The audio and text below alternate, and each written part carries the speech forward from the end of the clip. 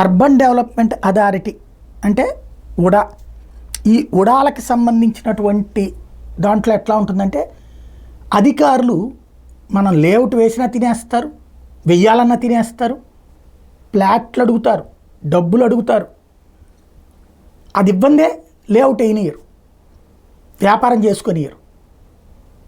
అది ఒక్కోసారి అక్కడ ఉన్నటువంటి రాజకీయ అంగం చైర్మన్ ఉంటే చైర్మన్, డిప్యూటీ చైర్మన్ ఇద్దరు. తెలుగుదేశం పార్టీ ఇప్పుడు అధికారంలోకి రావడంతో ఒక అధికారి దగ్గర నుంచి డబ్బులు కక్కించినటువంటి వైనం తాజాగా పల్నాడు డెవలప్మెంట్ అథారిటీలో వెలుగు చూసింది. ఏదైతే Palnadu urban development authority vice chairman Srinivasa Reddy మీద రియల్టర్లు తిరగబడ్డారు. ఇంతకాలం నోరు మెదపకుండా ఆయన అడిగినట్టు చెప్పినట్టు చేసిన రియల్ వ్యాపారులు తమ నుంచి వసూలు చేసిన మొత్తాలను కక్కాలని నర్సరావుపేటలోని పోడా కార్యాలయం దగ్గర బుధవారం ఆందోళనకు దిగారు. తమ డబ్బు తిరిగి చెల్లించాలని వైస్ చైర్మన్ గజ్జెల శ్రీనివాసరెడ్డి నిలదీశారు. ఈ ఏడాది పరిణామంతో గజ్జెలు కంగుతున్నారు. అప్పటికప్పుడు 50 లక్షల రూపాయలు తిరిగి ఇచ్చేశారు.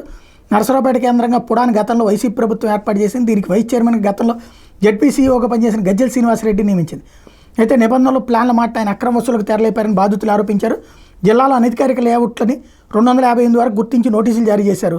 వెంచర్ల క్రమబద్ధీకరణకు సంబంధం లేకుండా ఒక్కొక్క వెంచర్ నుంచి 1.5 లక్షల చొప్పున మొత్తం తమ నుంచి 3.72 కోట్లు వసూలు చేశారన్నారు.